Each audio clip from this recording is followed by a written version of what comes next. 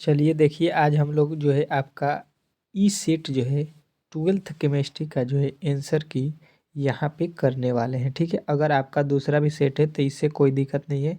यहाँ पे जो पहला प्रश्न है वहाँ आपके जो है सेट में वो यहाँ पे पहला नहीं दिया होगा, लेकिन आपके प्रश्न जो है एक यहाँ पे जो है वो भी आपके में दिया गया होगा। ठीक है, आप में भले ही वो 5 नंबर वाला प्रश्न होगा, 5 नंबर में 5 नंबर या 20 नंबर पे होगा या 50 नंबर पे होगा, लेकिन आपके प्रश्न जो है वो पेपर में होंगे। ठीक है, ठीक है, चेंज हो जाता है क्वेश्चन का जो है संख्या। ठीक है, तो चलिए यहाँ पे देखते हैं। जो है आज 6 तारीख आपको मालूम होगा, 6/2/2024 को पेपर हुआ है केमिस्ट्री का, बिहार बोर्ड का। उसी का जो है हम लोग आंसर जो है ऑब्जेक्टिव का करने वाले हैं। ठीक है, तो अगर हमारे चैनल पर पहली बार आए हैं तो प्लीज़ चैनल को सब्सक्राइब कर लीजिएगा और वीडियो को लाइक कर दीजिएगा। ठीक है, आप लोगों को मालूम होगा कि आज ही पेपर हुआ है, जो है यहाँ पे ई सेट है। ठीक है, यहाँ पे देखिए आपका क्या कह रहा है कि यहाँ पे खंड अ जो है वस्तुनिष्ठ प्रश्नों का है। ठीक है, जिसमें प्रश्न 1 से लेकर 70 तक प्रश्न जो है 4 विकल्प जो है दिए गए हैं, जिसमें से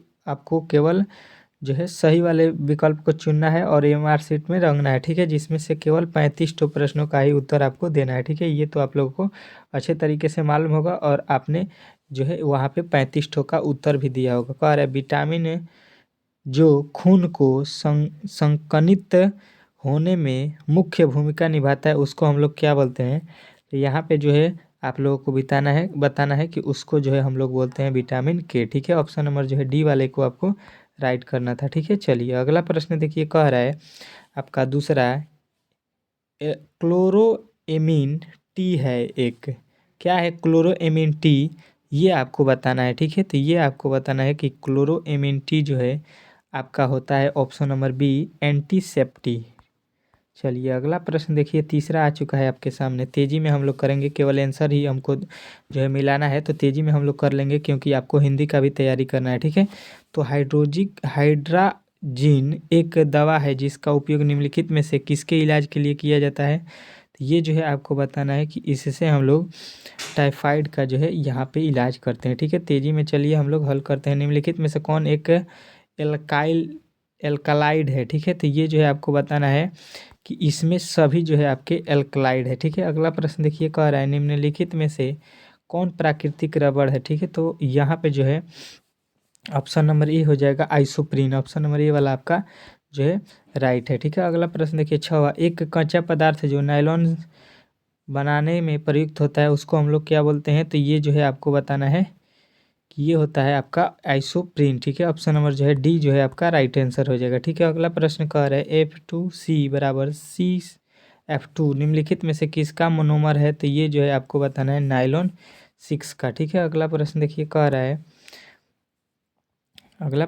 निम्नलिखित में से कौन आर्थोफास्फोरिक अम्ल का अणुसूत्र है। ठीक है, तो ये जो है आपको बताना है कि H3PO4 जो है ये जो है आपका राइट आंसर है। ठीक है, अगला प्रश्न कह रहा है XeF4 की संरचना होती है। तो ये आपको बताना है कि ये होता है आपका चतुर्फलकीय होता है। ठीक है, अगला प्रश्न देखिए, कह रहा है निम्नलिखित में से कौन हैलोजन धनात्मक ऑक्साइड अवस्था प्रदर्शित नहीं करता है। तो ये जो है आपको बताना है यहाँ पे जो है क्लोरीन नहीं प्रदर्शित करता है। ठीक है, अगला प्रश्न देखिए आपके सामने आ चुका है, कह रहा है 11 नंबर, निम्नलिखित में से किसका बंध कोण सबसे छोटा होता है। इसमें जो है सबसे छोटा कोण किसका होता है, तो आपको बताना है ऑप्शन नंबर बी वाले का। ठीक है, चलिए अगला प्रश्न देखिए, कह रहा है निम्नलिखित में से किसमें अयुग्मित इलेक्ट्रॉनों की संख्या अधिकतम होती है।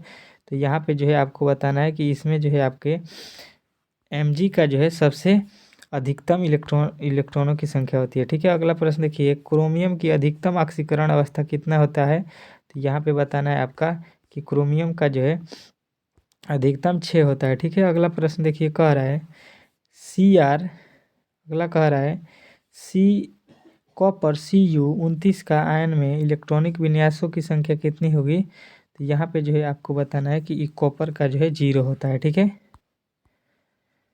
अगला प्रश्न देखिए आपके सामने आ चुका है, निम्नलिखित में से कौन धातु सामान्य मुक्त अवस्था में पाए जाते हैं। तो सामान्य मुक्त अवस्था में आपको बताना है कि एल्युमिनियम जो है सामान्य अवस्था में पाया जाता है। निम्नलिखित में से कौन सा कथन सत्य है। ठीक है, तो यहाँ पे जो है आपको बताना है कि सभी अयस्क जो होते हैं खनिज होते हैं, ठीक है। ऑप्शन नंबर जो है ए वाला आपको राइट करना था, ठीक है।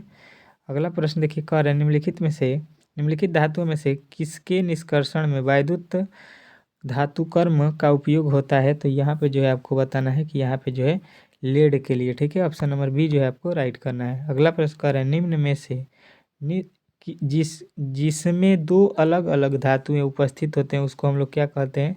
तो उसको हम लोग गैंग कहते हैं, ठीक है। अगला प्रश्न देखिए, कह रहा है यहाँ पे जो है ये किसका इलेक्ट्रॉनिक विन्यास है। तो ये जो है आपको बताना है कि ये जो है आपका किसका इलेक्ट्रॉनिक विन्यास है। तो ये बताइएगा, ये ऑक्सीजन का है, ठीक है। चलिए अगला प्रश्न देखिए आपके सामने आ चुका है, कह रहा है निम्नलिखित में से नाइट्रोजन का ऑक्साइड हंसाने के लिए होता है। तो यहाँ पे जो है हंसाने के लिए हम लोग बताएंगे कि नाइट्रस ऑक्साइड का जो है हम लोग उपयोग करते हैं, ठीक है। ऑप्शन नंबर ए वाला। निम्नलिखित में से किसकी बंध ऊर्जा सबसे अधिक होती है। तो यहाँ पे जो है आपको बताना है ऑप्शन नंबर ए वाला ओ का, ठीक है।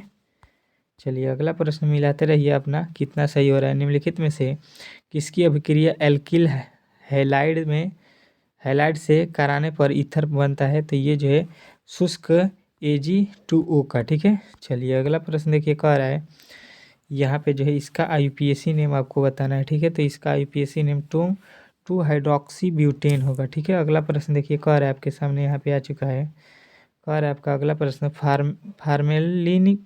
फार्मेलिन एक व्यापारिक नाम है किसका। तो ये जो है आपको बताना है कि ये होता है आपका ऑप्शन नंबर ए फार्मिक अम्ल का, ठीक है। चलिए अगला प्रश्न देखिए आपके सामने यहाँ पे आ चुका है, कह रहा है आपका अगला प्रश्न एक एल्डिहाइड के ऑक्सीकरण से प्राप्त होता है। तो हमको क्या प्राप्त होता है। तो आप लोग बताइएगा कि एक एल्डिहाइड से जो है हमको एक एल्कोहल प्राप्त होता है, ठीक है। अगला प्रश्न देखिए आपके सामने आ चुका है, कह रहा है क्लोरेटोन बनाता है जब क्लोरोफॉर्म की अभिक्रिया हम लोग किससे कराते हैं। तो हम लोग बताएंगे कि इसका जो है हम लोग अभिक्रिया फॉर्मल एल्डिहाइड से कराते हैं। तो ठीक है। अगला प्रश्न देखिए, संतुलित मोनोकार्बोक्सिलिक अम्ल का सामान्य सूत्र क्या होता है। तो ये जो है आपको बताना है कि इसका जो है सामान्य सूत्र होता है ऑप्शन नंबर जो है बी वाला, ठीक है। चलिए अगला प्रश्न देखिए, कह रहा है फार्मिक अम्ल एवं फॉर्मल एल्डिहाइड को निम्नलिखित में से किसके द्वारा विभेदन किया जा सकता है।